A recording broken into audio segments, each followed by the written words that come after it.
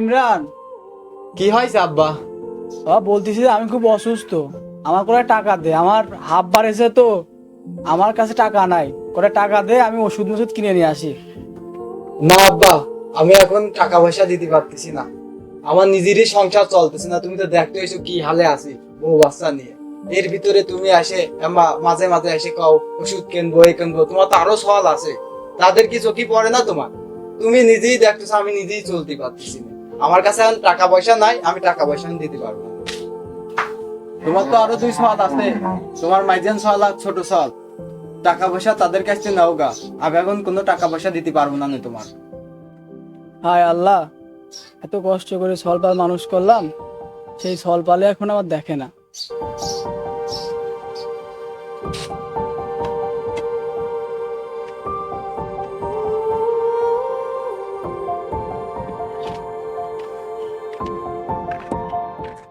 আলী বাবা, বলছি আমার করে টাকা দে, আমার হাফ বার এসে তো, তোর বড় ভাইয়ের কাছে গেছিলাম, তোর বড় ভাই আমার অপমান করে খেদা দিছে। তুই আমার করে টাকা দে, আমি কয়টা ওষুধ কিনে নিয়ে আসি। আব্বা, আমি টাকা পাবো কোন জায়গায় থেকে? আমি কি কাজ কাম করি? আমি বেকার ছেলে, ঘুরে বেড়া খাই, টাকা পাবো কোথায় আমি? কোন বিবেক?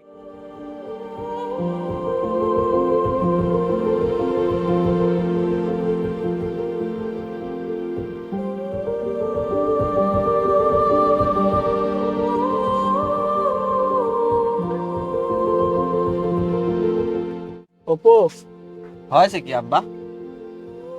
কি বলবা বলো আব্বা।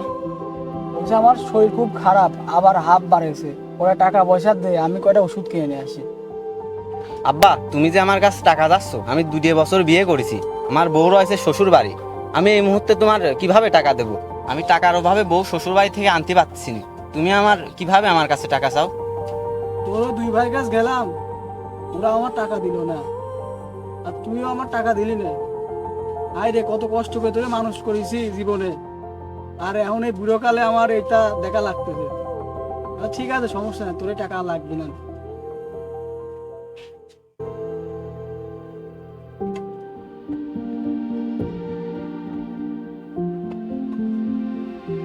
হে আল্লাহ, এত কষ্ট করে সলপালগুলো মানুষ করলাম, এখন এই বৃদ্ধ বয়সে আমার কেউ দেখে না।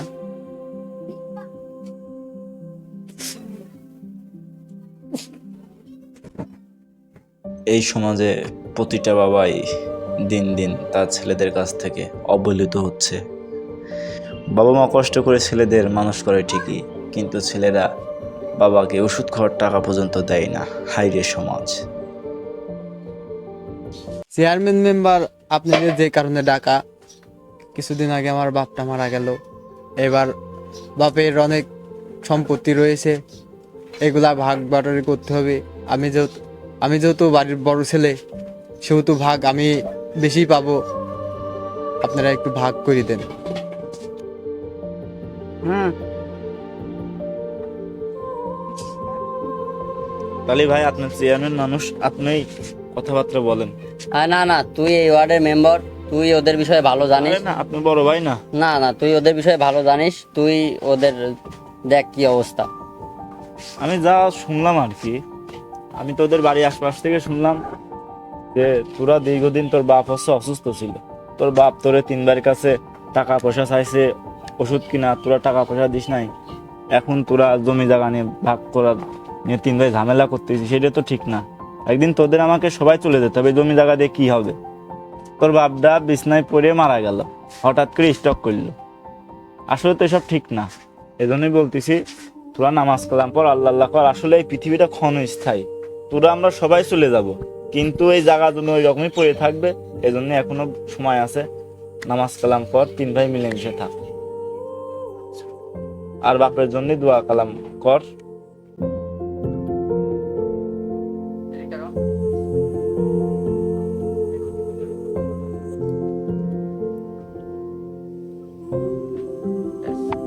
আপনারা অবশ্যই লাইক, কমেন্ট, ফলো দিয়ে আমাদের পাশেই থাকবেন।